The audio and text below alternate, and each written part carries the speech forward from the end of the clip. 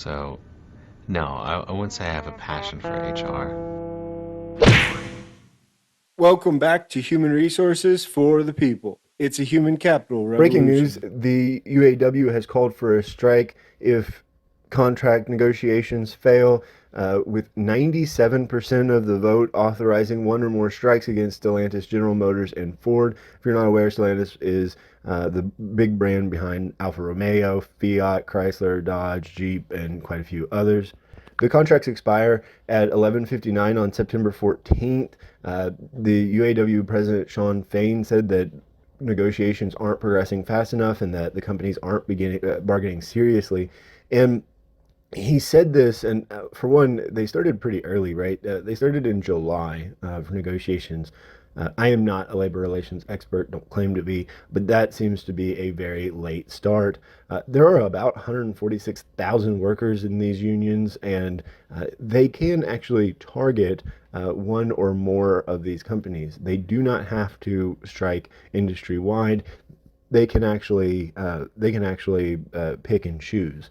And that's most likely what's going to happen. They're going to pick and choose, at least initially. Joe Biden has said he's concerned about the possibility of the mid September strike. The industry is about 3% of the American economy.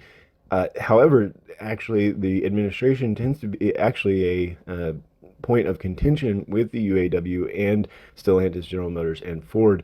The administration continues to push electrical vehicles and battery driven vehicles, which is actually a big problem for UAW. These positions require less parts, less people, and the pay is less. And so there's a huge issue as Ford and General Motors and Stellantis decide to shut down these internal combustion plants. For battery operated plants, current union members are losing their jobs and they're not being replaced. Even if they're being put back into Detroit, even if they're being assembled in Detroit, even if they are in the region, it's simply not enough. And as a result, the union continues to decline. Because there are only 20 moving parts in an electric vehicle versus 2,000 components in a traditional car, it really reduces the amount of labor that's needed and the amount of processes needed. And that could result in a reduction in plants as well. This change in industry and the administration's push for this change has put the UAW between a rock and a hard place between its support for the president and its managing its members' expectations. This sort of rock and a hard place situation occurs quite frequently in the Rust Belt. One assembly line inspector at Ford's Kentucky truck plant in Louisville said he outvoted to authorize the strike. And he said they're just making too much money and not giving us enough. And I get the impression that this is actually the heart of it.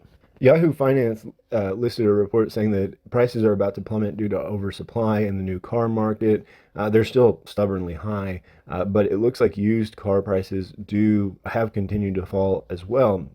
And I actually suspect that the UAW that Stellantis and the rest of the group may be comfortable with having work stoppages because as a result, they would have less production and they could continue to raise the prices of new cars. I don't think it would be out of the realm of possibility that they may be looking at this as a short-term supply chain fix for a strike to go on in September. I could be wrong about that, but everything points to falling prices with respect to cars, and I don't think that they can maintain. I don't think Stellantis, General Motors, and Ford can maintain their profits without those prices rising again.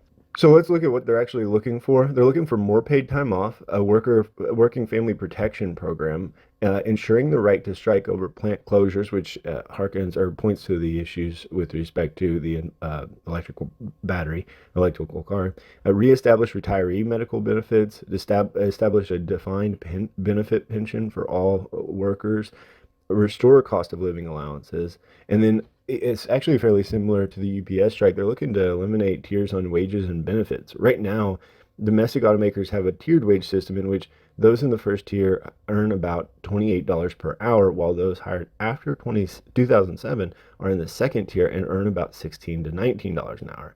And that number, of course, keeps growing as the older workforces retire, which is fueling this contract demand.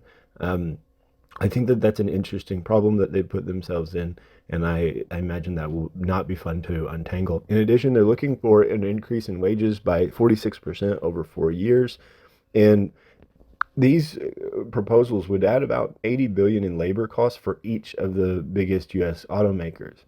It would suggest a pretty big increase across the board for hourly wage and benefit costs, and that would be dramatic increases to the auto workers. But given the nature of collective bargaining, it's unlikely that they'll get everything that they're asking for. They're of course taking the UAW is of course taking a hard line to get workers as much as possible as they should. That is their responsibility. A strike would cost about 400 million to 500 million per week of production for each affected automaker, according to Deutsche Bank. And the UAW has a strike fund, which is actually impressive. Most unions really don't have much of a strike fund at this point, and they can partially support workers for a work stoppage lasting 11 weeks, which again, these war chests are pretty rare these days. Most of them have been spent, but the UAW has done a good job of saving up money in case of a rainy day. So that's it. 97% strike authorization. Let me know what you think in the comments down below. Like, share, and subscribe, and we'll see you on the next video. Bye, guys.